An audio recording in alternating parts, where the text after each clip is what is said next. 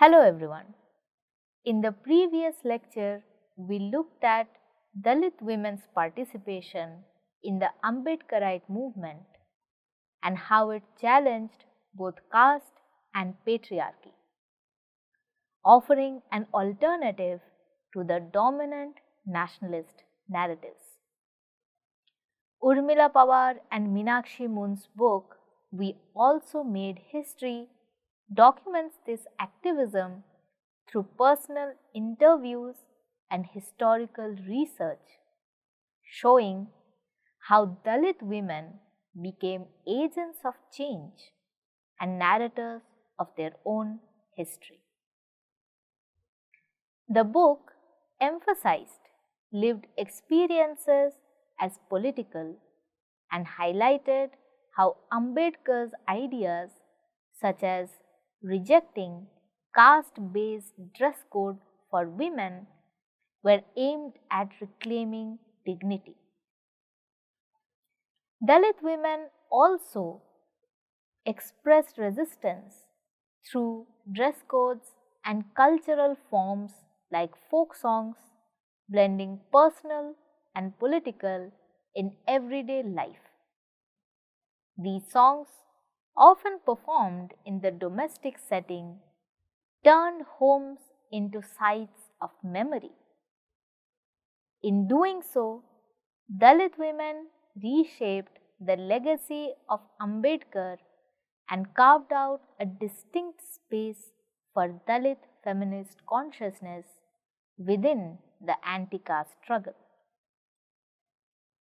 In this lecture, we will talk about women's participation in the self-respect movement led by E.V. Ramasamy Periyar. Now, we have already discussed Periyar's life and works and significant contribution in politics in previous lectures. As we have learned earlier, the self-respect movement was a bold and revolutionary campaign against the caste system, started by Periyar in 1925. It challenged the deeply rooted social hierarchies and called for equality, especially for the Dalits. The movement quickly gained momentum in Tamil Nadu, sparking widespread protests, debates, and acts of resistance. For nearly 20 years, it shook the traditional foundation of a normative society, encouraging people to question caste discrimination, religious authority, and gender inequality. As the time went on, the movement changed and took new forms. In 1944, Periyar transformed the movement into a political and social organization called Dravidar Kazhagam, which focused on promoting rationalism, atheism, and social justice. However, not everyone agreed with Periyar's approach, especially his decision to stay away from electoral politics. In 1949, a group of younger leaders who wanted to participate in elections and bring about change through political power broke away from the former party and created Dravida Munnetra Kazhagam. This marked a new chapter in the Dravidian movement, one that would go on to play a major role in Tamil Nadu's political landscape. Now, Periyar's vision for a radical social change extended powerfully to the question of women's rights. As S. Anandi writes in her article, Women's Question in the Dravidian Movement, circa 1925 to 1948, within the ambience of the self-respect movement, he was not content with taking up such conventional themes of women's emancipation like widow remarriage and women's education, which, even if successful, did not undermine the existing structure of patriarchy. But he raised questions relating to basic pillars of patriarchy like the monogamous family and the norms of chastity prescribed for and enforced upon women. Even in supporting women's education, Periyar aimed to use it as a weapon against patriarchy. He wrote, "The quality of education imparted to women till now has been one of training women to be an efficient housewife. By designing the curriculum to include cooking, music, tailoring, etc. Thus, women's education has been an advertisement to acquire a qualified husband." And this is a significant change or transition from the way in which social reform movements presented women's education as women's empowerment. He insisted that women's education should serve the goal of employment and economic independence. Periyar's most radical and influential ideas revolved around marriage and family, which he saw as central pillars of patriarchy. Because marriage often reduced women to the status of male property, he argued that the institution itself should be abolished. Speaking at a women's meeting at Victoria Hall, Madras in 1948, he declared, "The concept of husband-wife relationship has been one of master-slave relationship. The essential philosophy of marriage has been to insist on women's slavery. Why would human beings alone keep such contract of one man to woman relationship until women are liberated from such marriages from men? Our country cannot attain independence." While Periyar opposed traditional marriage, he did endorse a kind of union based on equality and personal choice, rejecting all ritualistic practices tied to religious and social customs. He was especially critical of the practice of tying the tali around the bride's neck, which he saw as a symbol of women's subjugation. He opposed arranged marriages and advocated for freedom of individuals to choose their partners. Another core aspect of Periyar's critique was the cultural obsession with women's chastity, which underpinned the monogamous family and caste structure. In his 1928 pamphlet titled "Why Did Women Become Enslaved?", originally published as a series of articles, he wrote, "The imposition of pativrata qualities on women has destroyed their independence and free thinking, and made them unquestioning slaves to men who are supposed to demonstrate undue faith over chastity." In speeches delivered in 1935, he argued, "Divorce is a protective instrument in the hands of many oppressed women. Along with the Divorce Act, there should be a compulsory provision for registration of all marriages. V. Geeta, in her article Periyar, Women and the Ethic of Citizenship, notes that free to remake themselves in whatever manner they desired and tied to men in their lives through ties of mutuality, women acquired a new identity, that of the citizen, the women of civic virtue, and one who could claim and act on an identity which did not subordinate her to men nor define her as essentially different from them. While Periyar sometimes argued that women's reproductive functions restricted them from laying claim to complete autonomy in the present scheme of things, he also insisted that motherhood could be rejected, in fact, ought to be disowned by women themselves in favor of parenthood.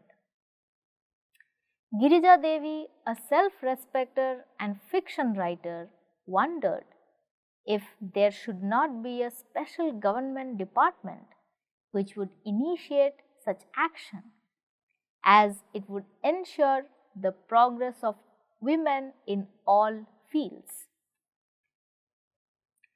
Periyar was a visionary who paid immense attention to women's issues, and these involved women not only of lower caste but would have benefited women of all communities and races. His journal, titled Revolt, incorporates his ideas of marriage, widowhood, abortion, legal rights of women, and so on. As Geeta and Rajadurai point out, Revolt holds a viable mirror to its times and allows us to see the self-respect movement in its context and appreciate its and Periyar's perspective on various matters. Now, Periyar emphasized the deep connection between control of property and oppression of women. He argued that the subjugation of women and the institution of compulsory marriage were closely tied to the desire to accumulate private property. Reflecting on the historical relationship between property ownership and the subordination of women, he stated, "When people were totally free without property in land, I do not think they were slavish practices of women's oppression and compulsory marriage contracts. When there was no concept of accumulating private property, there could not have been any compulsion for acquiring heir for the family property through childbirth. Only when the desire for private property came into practice, the concept of marriage and imprisoning women to protect their family property also came into practice." According to Periyar, once the desire to own private property became a societal norm, marriage was used as a tool to ensure that women were confined within the home as guardians of men's property, and this included both the material as well as the progeny creation. Once a woman was made the guardian, she herself became his property to produce heir for the family. Women lost their right to worship their gods, but only their husbands. For Periyar, this subjugation was directly linked to the concept of inheritance. Women were not seen as individuals with rights to property or spiritual autonomy, but as instruments to ensure the continuity of the family's wealth through the birth of female and male heirs. Periyar's critique of private property extended to his broader vision of women's liberation. He argued that the very structure of private property, which required heirs to maintain ownership across generations, was fundamental cause of women's oppression. He believed that in order to achieve true freedom, private property as the cornerstone of patriarchy had to be completely dismantled. He wrote, "The private property which has been the main reason for women's oppression has to be totally destroyed in order to achieve women's liberation." In this context, Periyar's advocacy for birth control takes on added significance. He saw birth control as a vital tool for women to reclaim their autonomy. By giving women control over their own rights, specifically reproductive rights, birth control would allow them to escape the cycle of compulsory childbearing which was required to inherit property. Periyar viewed the ability to control one's reproduction as a critical step towards ending the patriarchal control over women's bodies and lives, which was intimately connected to the desire for property inheritance and the social structure built around it. The birth control was not just a matter of personal choice for Periyar. It was a radical tool for social and economic liberation. Now, as we have mentioned earlier, Periyar's ideas found shape in the journal Revolt. This weekly journal was launched in Erode, the birthplace of Periyar, on November 7, 1928. This date was chosen with symbolic intent, as Periyar described in the first anniversary issue as that memorable day in the history of the nations, the day of the anniversary of the immortal revolution in Russia, the day which is looked upon as the violent explosion of human liberty, and the day which memorialized by millions for the mighty mixing up of monarchs and the masses. The journal was printed and published by his wife Nagammal at the Ummai Vilakam Press, also known as the Truth Seekers Press. Initially based in Erode, Revolt was briefly moved to Madras before returning to its original place, where it ceased publication in the early 1930s. In the official declaration submitted to the judicial magistrate for the journal's registration, Nagammal explained its purpose. She writes, "By the word revolt, I mean breaking the restrictions.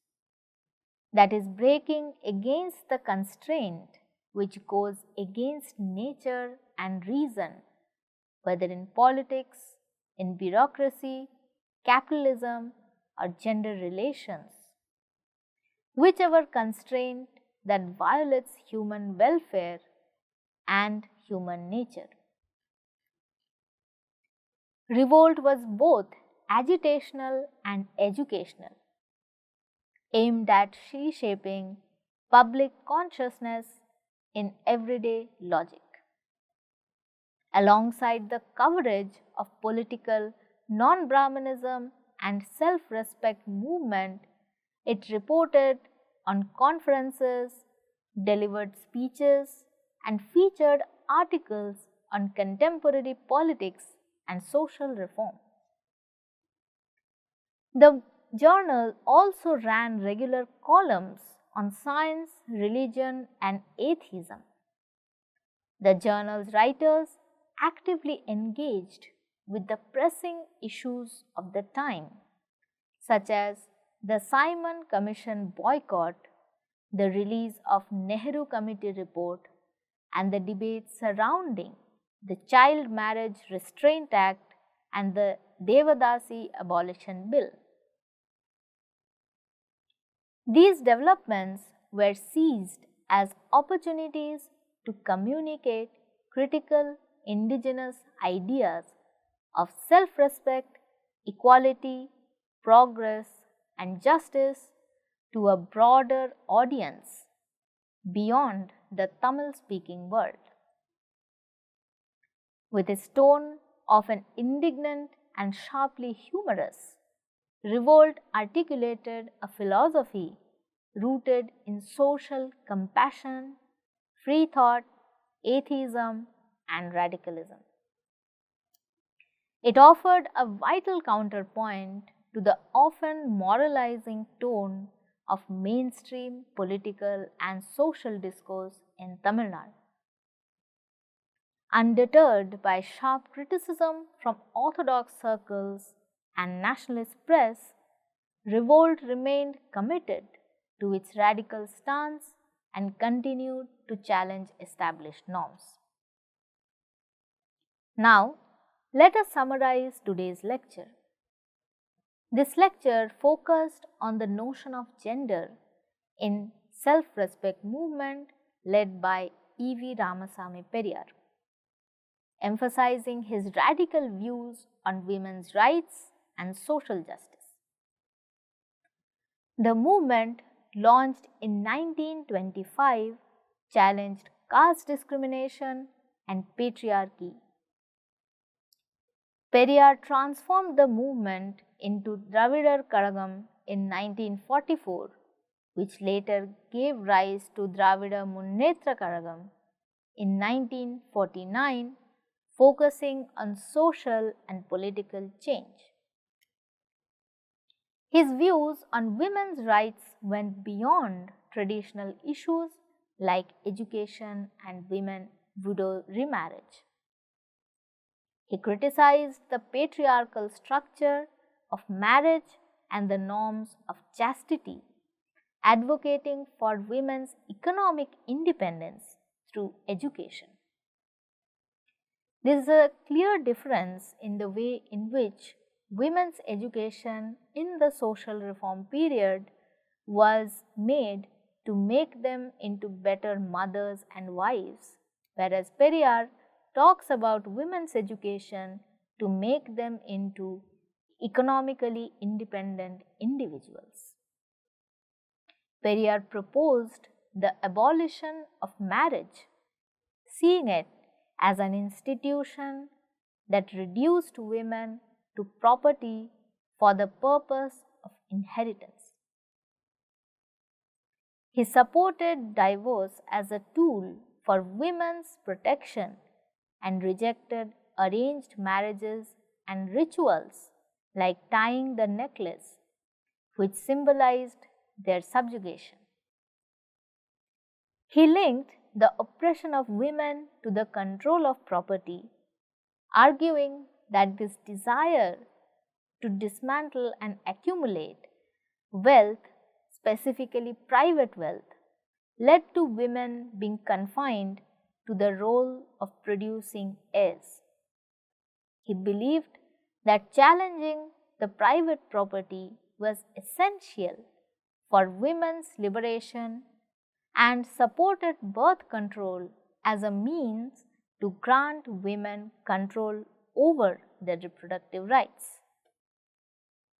These were also very critical for their caste implications.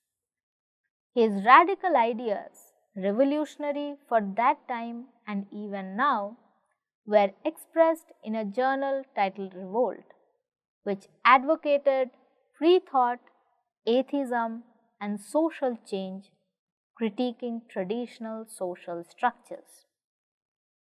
Periyar's work laid foundation for a transformative approach to gendered equality and social justice in Tamil Nadu. In the next lecture, we will look at women's representation and the idea of nation in popular imagination. Thank you.